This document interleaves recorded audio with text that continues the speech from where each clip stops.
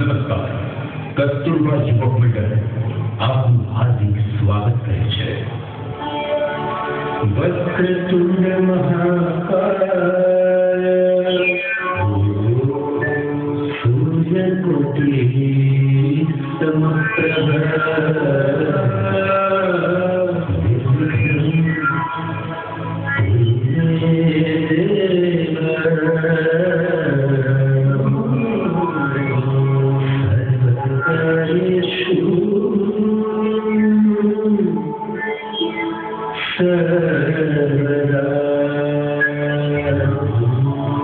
પૌરાણિક કાળની આ વાત છે.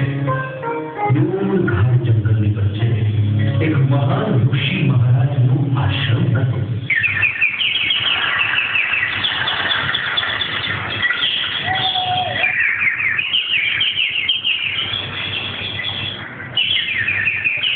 યોગી મહારાજ શ્રી આશ્રમમાં પરમ કૃપાળુ પરમેશ્વરની આરાધનામાં મગ્ન રહેતા હતા.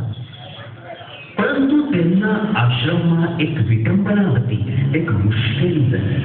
આશ્રમમાં ઉંદરોની સંખ્યા ખૂબ જ વધી ગઈ. ઉંદરો ખૂબ જ તોફાન કરવા માંડ્યા. ઉંદરોનો ત્રાસ વધવા માંડ્યો. મહારાજ શ્રીની તપસ્યામાં ઉંદરો ખલેલ પહોંચાડવા માંડ્યા.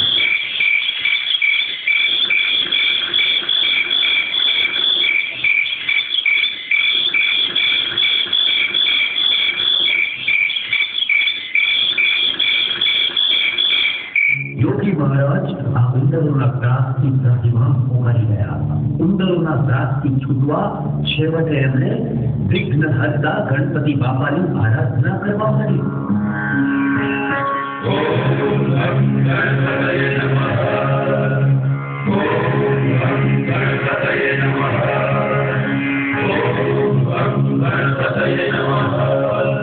તપસ્યાના અંતે વિઘ્નહર્તા ગણપતિ દાદા પ્રસન્ન થઈને મહારાજ સમક્ષ પ્રગટ થયા અને યોગી મહાત્માને વરદાન માંગવા કહ્યું. મહાત્માજીએ ગણપતિજીને ઉંદરોના ત્રાસમાંથી મુક્તિ અપાવવા વિનંતી કરી અને વિઘ્નહર્તા ગણપતિ દાદાએ એમને ઉંદરોના ત્રાસમાંથી મુક્તિ અપાવી અને ઉંદરોને પોતાના વાહન તરીકે રાખ્યા.